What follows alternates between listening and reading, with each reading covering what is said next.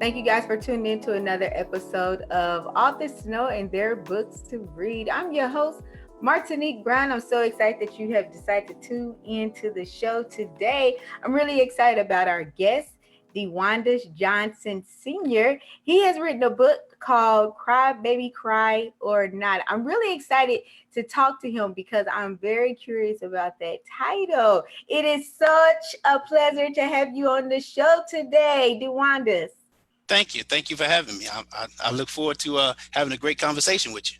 Definitely. So now, guys, if this is your first time ever tuning into the show, thank you so much for tuning in. What I need you to do now is go ahead and share this video so that more people will know about DeWandus' book as well as this show.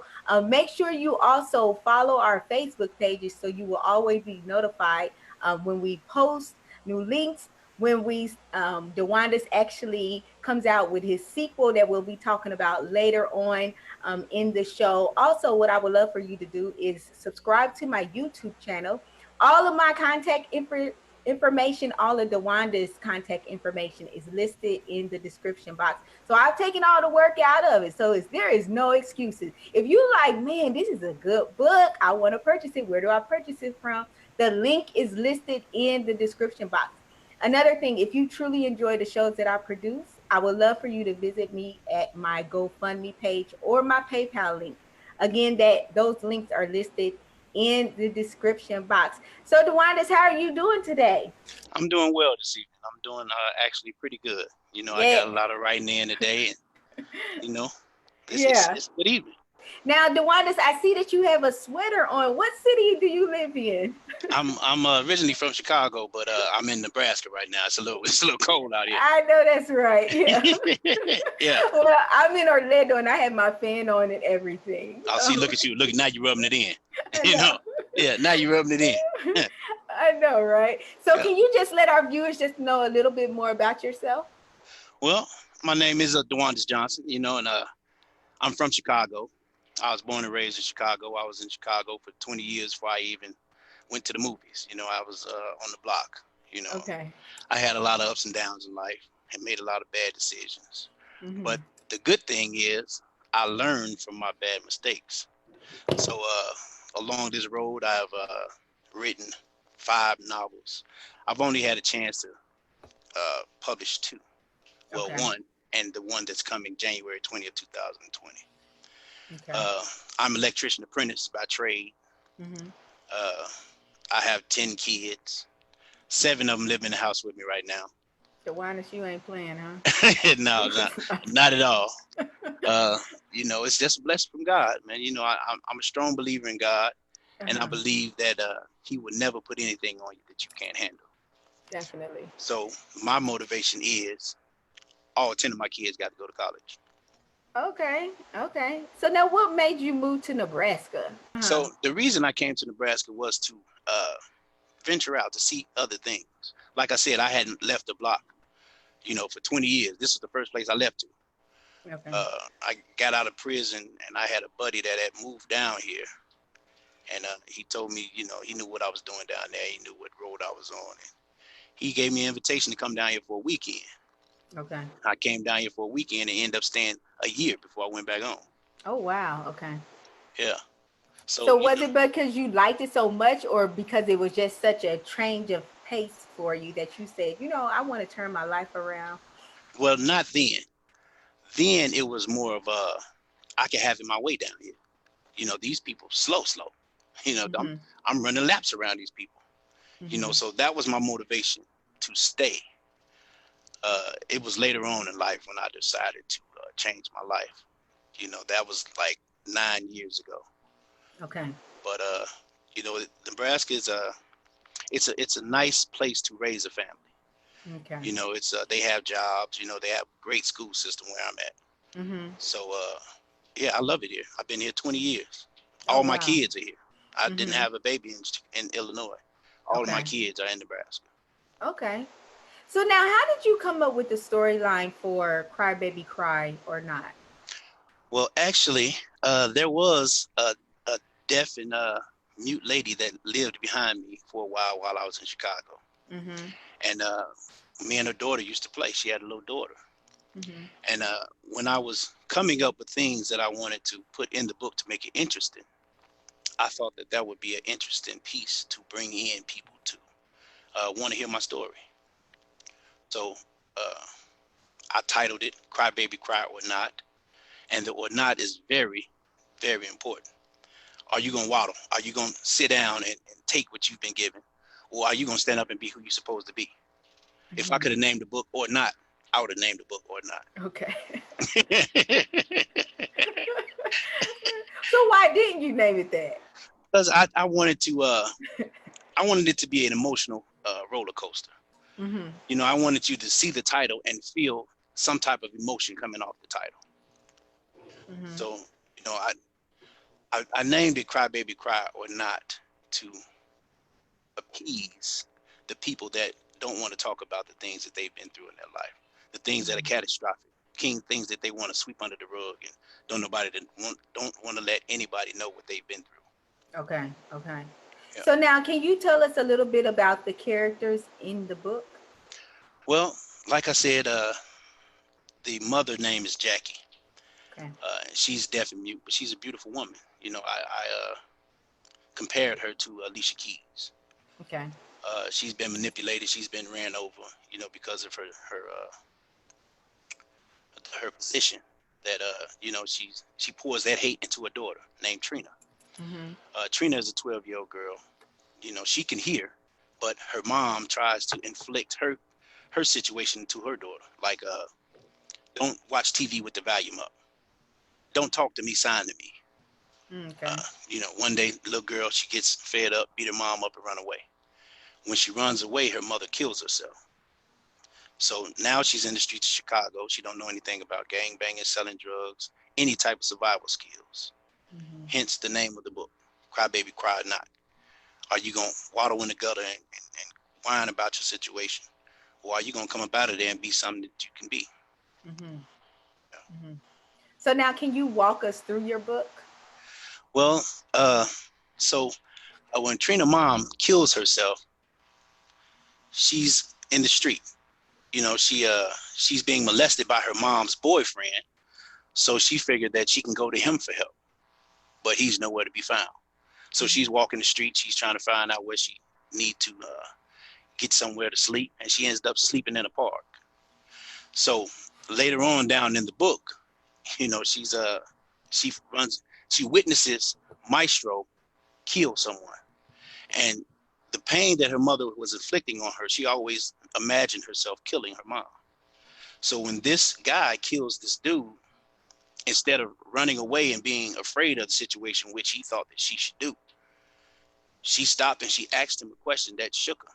She asked him, how does it feel to kill someone? Mm-hmm.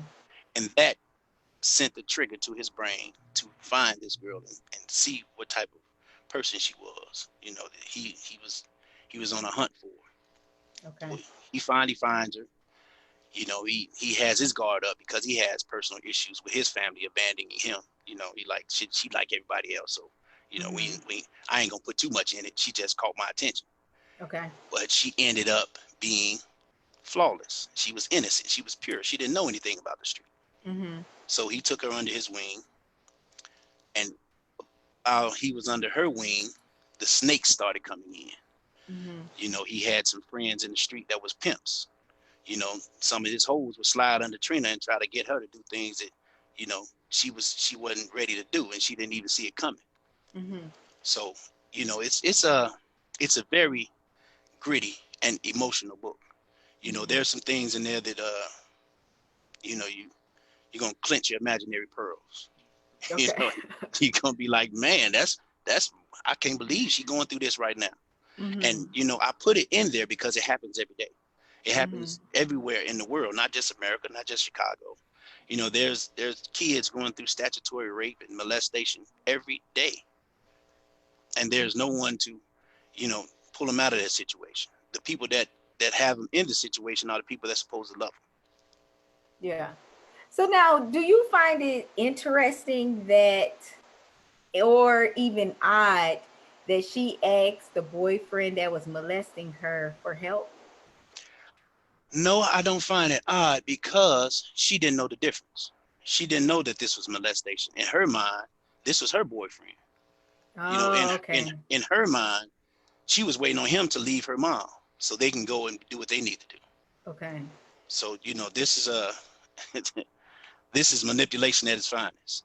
Mm-hmm. This I'm giving you a bird's eye view. Well, not a bird's eye view, actually a personal view of what goes on in the mind of people that are not hip to the tricks, Mm-hmm.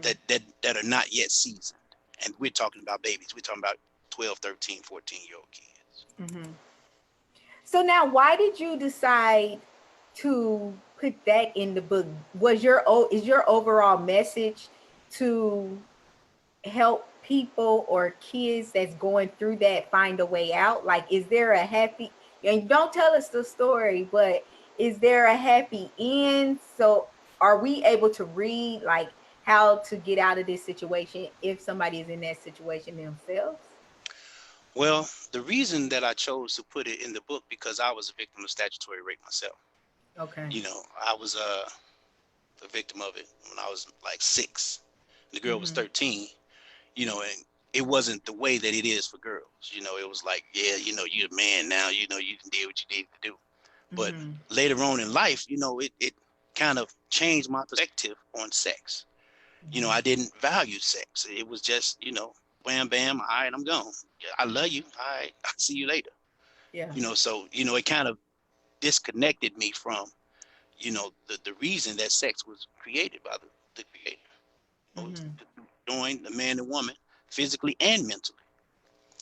So, you know, the topic is very touchy because most people don't get help from that. So I didn't get help, so I can't tell you how to get help. Mm-hmm. All stories don't have a happy ending. So this Mm-hmm. is one of those stories. Okay. Okay. So now, just as a man, because I feel that in society we still do, um, I guess, have some type of stigma towards men that, say that they are, molested. How did you become comfortable with discussing that about that chapter in your life? Because it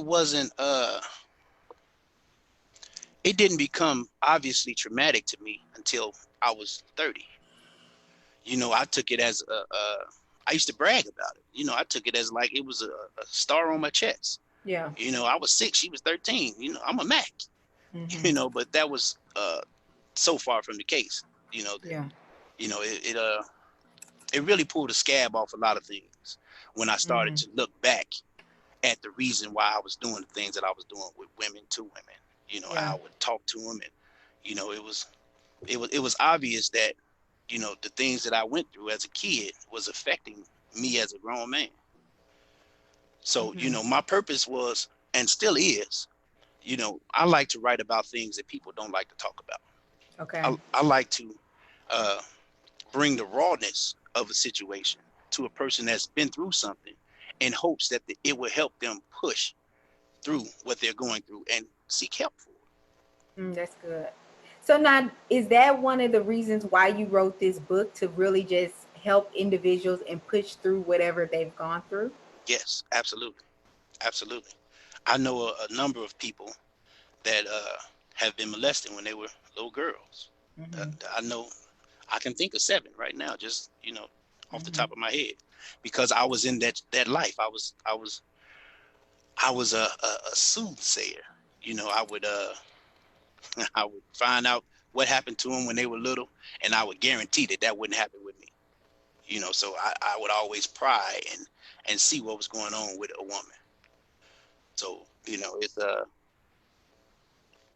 very it's very universal problem.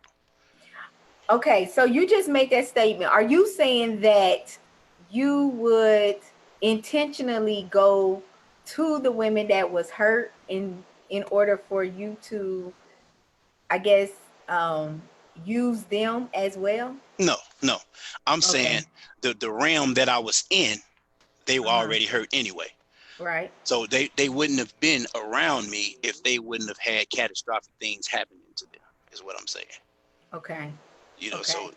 it was my job per se, to find out what makes them tick. Why are you in this situation? You know, Mm-hmm. what would make you feel secure? Okay. Yeah. Okay. So, what is the overall message that you want readers to walk away with after reading your book? I want them to hold on to that or not, Mm-hmm. because the or not will make you get up and do something about your situation. A lot of us don't have uh, the drive that everybody else has. You know, a lot of people are takes a loss and just sit there with the loss. Excuse me. You have to be self motivated. You have to be tested and tried in order to succeed. Your first time trying to do something, 90% of the time, you will not succeed at doing that. Mm-hmm. So I want the readers that read my material. I'm not even going to say this book because I'm going to stay consistent on my message. Okay. You have to be strong. You have to be dedicated to success. And the only way to be dedicated to success is to go through the lows and, you know, feeling like it's worthless and coming out of there a champion. Mm-hmm. Mm-hmm. So now let me ask you something. I know that since you mentioned that you was molested when you were a child, and then you went through a phase where you were treating women in a negative way, in a bad way, but then you realized why you were doing this. Did you have to take time to forgive yourself for what you did to these women? So I was never cruel. You know, I just used the situation the way that it was presented to me. I will Okay. always encourage. I would never, talk down to them, but I was always a good guy, you know. Okay. And as far as being or having to forgive myself, I have a strong faith.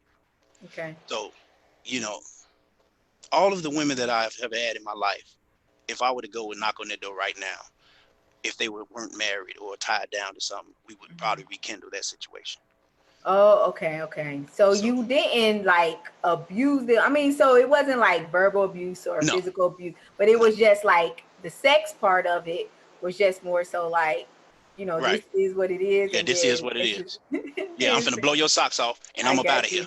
Okay, I here. understand. Yeah, that's about I it. understand. So yeah, Okay, and I do want to remind the people that he is married, so he's yes, not blowing definitely. anybody else's socks off. So don't Right, be right. messaging. The only reason why we want you to message him is for the purchase of a book. Definitely, That's it. definitely. Um, yeah. So tell me again, what's the overall message you want readers to walk away with? Um, with your book. I mean, I want them to, I want them to be entertained, but I also want them to understand that this is a true story. This happens Mm-hmm. all the time. Mm-hmm. So we have to have some people that can get in front of these kids, man, and talk to them and be concerned about what they're going through. You know, me and my wife has opened a nonprofit organization. It's called HACC LLC, and we offer classes on STDs, teen pregnancy, bullying. We did a big campaign here in Nebraska. Had Mm-hmm. some football players come out. And, it was a nice outcome, but it didn't turn out the way that we wanted it to, and that kind of set us back on some things that we wanted to do. Mm-hmm. But I want the people to understand that just by being aware that this happens does not help the situation. You have to get involved. You have to get active. You have to go in those situations and see how you can help, even if it's just buying the girl a McDonald's sandwich, and sitting down having a conversation with her. Mm-hmm. Something physical has to be done in order to help. Money is cool, but your time and your concern is way better than that. But talk to the viewers about quality over quantity, because I think so many times we think that, well, I can't give this child all these hours, but talk to them about how maybe even 30 minutes, out the Right. week can really just help somebody. The key to communicating is sincerity. Hmm. A child can feel when you being sincere, when you are truly, genuinely concerned about them. I, Hmm. that won't even take 2 minutes. I understand. You have situations that you have responsibilities. I do understand that, Hmm. but at the same time, you also have another responsibility too, as being done been through something. I'm talking about people like myself that have been through the fire, and now you're trying to uh, change things that you are capable of changing. So we have a responsibility to uh, reach out and change the things that we see is going on. Hmm. Hmm. So now, how can somebody actually help when a child is not responsive to the way that they are helping? Well, then the professional help has to be put in place. You Hmm. know, there are some situations where you know you've come too late. The movie been playing too long. You rolling the credits rolling it. You talking about something that happened in the beginning. It's too late then. It's too late for you. But there are experts that can get back to that beginning scene and Hmm. shed some light on the situation. So I Hmm. think that would be the best road to take, in a situation like that. But like I said, sometimes we get there too late and Yeah. we beating a dead horse. I don't care what you did. If you ain't got that $10,000 in your pocket to say, if I give you $10,000 if you stop doing it, they might think about it. But Hmm. it's too late now. Yeah. So now talk to the viewers about how keeping family secrets, or how sometimes parents will say, well, what happens in our house stays in our house. How Hmm. that is not healthy, and helping a child, with repairing what has happened to them and moving forward with some type of professional help. Well, I mean, now when you talking about physical abuse, then Or you know, sexual abuse. Yeah. or physical, sexual, any type of abuse, I advise you to tell anybody to listen. But if you going to school and you telling these people that your mom ain't got no food to eat in the refrigerator, that's a whole nother situation. That's bringing unwanted attention to a situation that mom is probably doing the best she can. Hmm. So that's a double-edged sword on what goes on in my house stays in my house.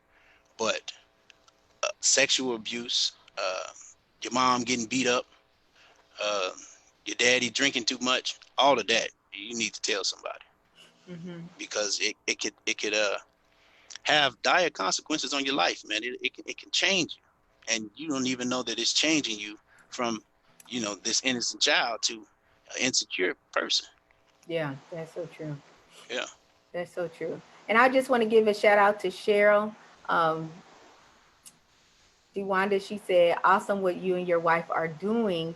Also, we had some other people that's tuning in. Make sure you go ahead and give us a shout out. Make sure you also share this video. Now you are watching Authors to Know and Their Books to Read. And I have author DeWandus Johnson Sr. here on the show, and he's talking about his book called Cry Baby Cry or Not.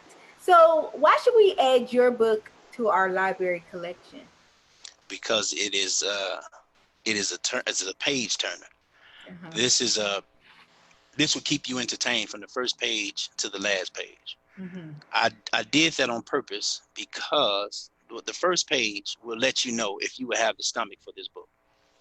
Okay. So the first page is a very gritty introduction to Cry Baby Cry or Not. It's full of highs and lows. You're gonna smile, you're gonna laugh, you're gonna cry. You're definitely gonna cry in some scenes that I put in there. Uh, it's very vivid, man. It's surreal. It's really relatable. So Hmm. if you like, it's been told to me many a times that this book should have been a movie Mm, because okay. of how vivid the scenes are in the movie. I mean, in the book. So I Okay. have thought about doing a play on it actually, Hmm. and I had been in contact with a playwright, a screenwriter, Mm-hmm. and some things came across my desk that I had to give it immediate attention. So I probably will backdoor on it and see how well Yeah. this sequel goes with it, and we can probably probably make it a movie. Wow, that's good. That's good. So now, because you have mentioned, that your book is, pretty gritty and honest, what age do you think is an appropriate age to actually start reading your book? So I wouldn't put an age on it. Okay. I would say maturity. So if you are in Chicago, I advise you let these 12-year-olds read this book. These 12 and 11-year-olds read it because Mm-hmm. it's happening. If you are in a big city and the society in the city is a fast pace, I advise you to let 11, 12-year-old read it. Mm-hmm. If you're in a a little slow, a little laid back, and your daughter she's not mature at 14, then wait till she's 15 to read it. Mm-hmm. This is a no holds barred. This is there's a lot of sex scenes in the book. There's murders in the book. There's and there is a lot of addressing issues that happen every day in the book. So Mm-hmm. it's definitely a mental stimulation for someone that is going through something. Okay. If you you haven't been through anything, this is going to be a shocking and a shame for you. Mm-hmm. This is going to be something that you're going to want to read maybe twice. Mm-hmm. So, can you actually tell us about the sequel to your book that's coming out January 2020 called All Cried Out? So the sequel is based in Chicago, Holy City, Okay. 60623. Yeah. And they're all grown up now. It's 13 years later. Okay. You know, Mimi, Trina's friend, and Trina, they run across each other after 13 years. And both of them were molested when they were little. Okay. But they had lost contact 13 years ago when Mimi moved with her uncle. So 13 years now, they both have chosen uh, death as their career fields. Trina, she owns a funeral home because of the catastrophic deaths and the high rate of murder in Chicago. She's a businesswoman. Mm-hmm. And Mimi is going to school to be a pathologist. Okay. So, Trina has embraced her role. She turns out to be a lady of the street, but she's not a prostitute. She's a contract killer. Okay. And Mimi, she she chose to go to school, but she still has some demons in her closet. Mm-hmm. So eventually, they come up with a plan to start selling organs. Okay. Yeah, yeah, yeah. This is so they're taking the little black kids and uh, selling their organs overseas. okay. So Okay. yeah, it gets like I said, they embraced their choice of trying to find a way to be successful in the street. But the black kids of the organs that they're taking, they're dead, correct? Yes, yes. They Okay. so after the funeral, they go in there and they remove all the spleens and the pancreases and livers and all of that, package them up and sell them. That sounds gruesome. Yeah, yeah, Okay. yeah. So Cheryl said, I think those issues for our youth is everywhere. Now my opinion, not just the big cities. That's a good point. Hmm. That's a good point. So I want to call the man Maestro. I Yes, that's think his that's name, okay. Maestro. So does he make an appearance in All Cried Out? Well, Maestro is one of the favorite characters of the book. Okay. Uh, you would have to read the book to find out if he makes it Okay. second book, Okay. Okay. because Maestro was me. I was Maestro. I was always, the shoulder to cry on. I was always the one to listen to your problems. Hmm. So Maestro is definitely a favorite of the readers. Okay. Okay. I understand.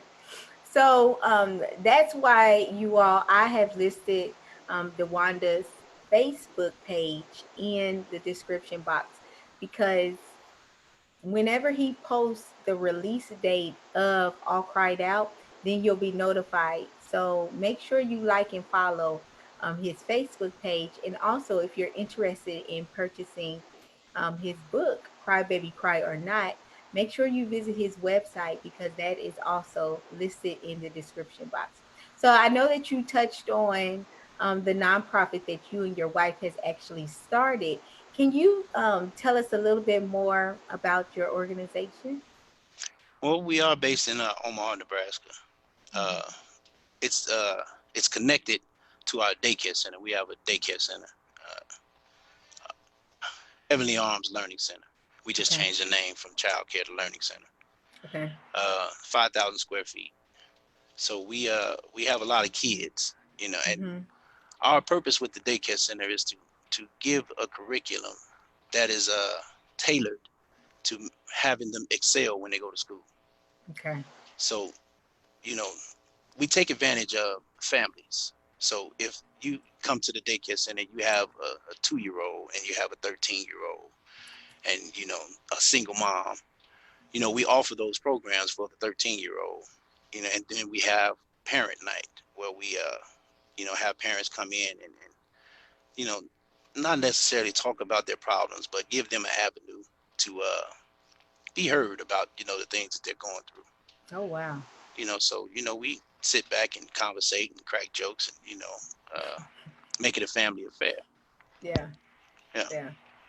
That's really good. So I mean, but that's the child care portion of it. You was mentioning earlier. You mentioned how um, I think you offer testing for STDs and things like that. You Well, know, yeah. with Yeah. the nonprofit.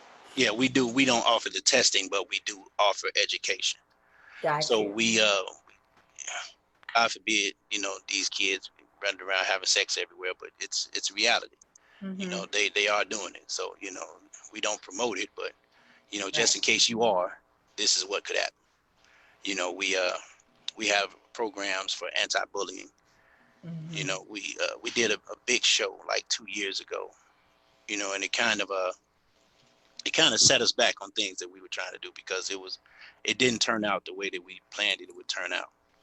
So, excuse me, we're kind of trying to refurbish those expenses that we took a loss on, and we're not trying to do as much uh, events. We just trying to get you to come to the center and just uh, take advantage of the experiences that we have. Mm-hmm. So now, can you mention the address of the center? It's 5962 Winninghoff Road. Okay, We're and that's Omaha, Nebraska. Omaha, Nebraska. And It's repeat the address one more time for me. 5962 Winninghoff Road. It's Okay. right behind Northwest High School baseball field. I mean, we're on the radio. We got Facebook jumping. So, if you're in Nebraska, you already know about us. Okay. Okay. So now for our viewers that's watching nationwide, is there any way that they can support your organization? Yes, you can go to haccllc.org. We give you details on what we're trying to do and why we're trying to do it. We have you can give donations. You can set up events if you want to.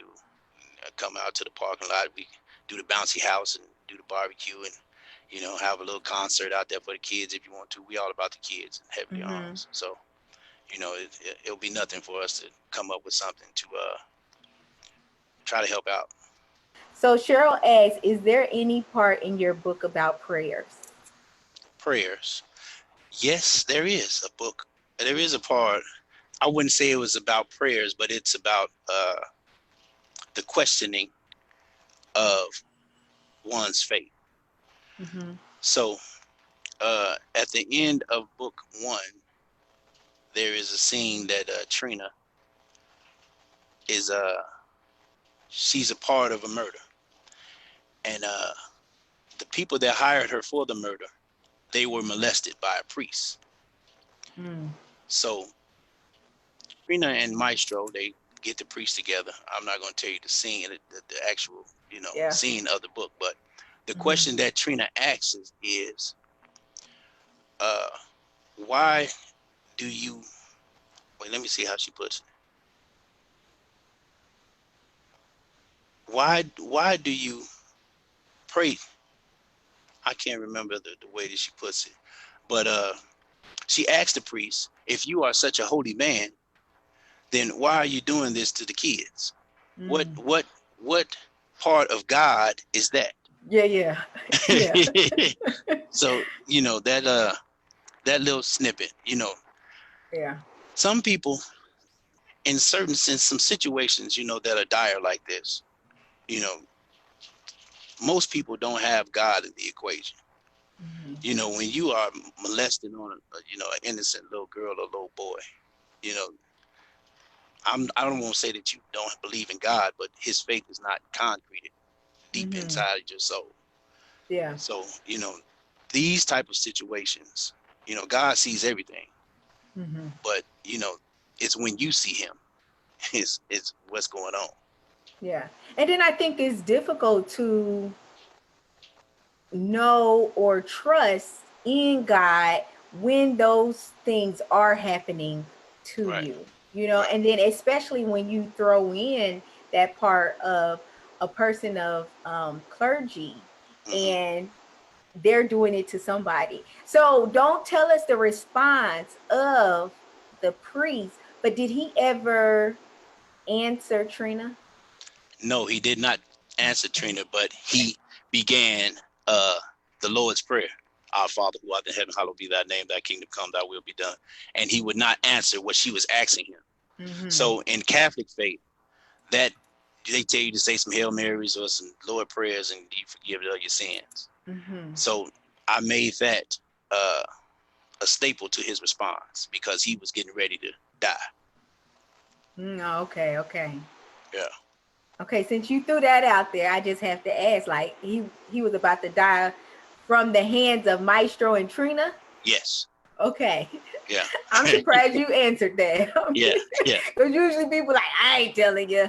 Yeah. Um Yeah. That okay. that is that's definitely a great scene. You're gonna love it. Yeah, I Yeah, promise you love it. definitely. Well, I'm so thankful that you were on the show to share your book and to help us to have a better understanding of um, the lives of some kids that a lot of times when we see them as adults, we just brush them off because we don't know their backstory. Yeah. Right. And I'm just thankful also that you shared your story and was just really transparent with us as well. Please don't forget to continue to share this video so that they will know about DeWandus Johnson um, Sr. and his book, Cry Baby Cry or Not. Don't forget that if you're interested in purchasing his book, make sure you visit the description box and also make sure you visit www.haccllc.org if you're interested in giving to his organization and also just finding out more about the organization and how you can help him with his mission, him and his wife with the mission of the organization. We truly do thank you again for taking time to view another episode of Authors to Know and Their Books to Read. And we hope that you all have a great night. Bye bye.